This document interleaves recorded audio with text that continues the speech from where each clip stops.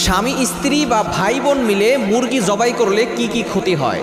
আমাদের সমাজে অনেকেই এই ধরনের কথা বলে থাকেন।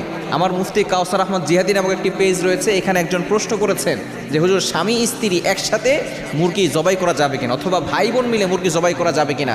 তাদের এলাকায় নাকি অনেক ধরনের কথা রয়েছে, যদি স্বামী স্ত্রী একসাথে মিলে দুইজনে জবাই করে তাহলে নাকি স্বামীর হায়াত কমে যায় অথবা স্ত্রীর হায়াত কমে যায়, ওই ঘরের ভিতরে অভাব চলে আসে, ওই ঘরের ভিতরে অশুভ লক্ষণ হয়। এই যে অশুভ লক্ষণের কথা, এরপরে এই ধরনের কুসংস্কার, এগুলো থেকে আমাদেরকে দূরে সরে আসতে মনে রাখবেন, এগুলো হচ্ছে শিরিক। কুসংস্কারকে বিশ্বাস করা যাবে না।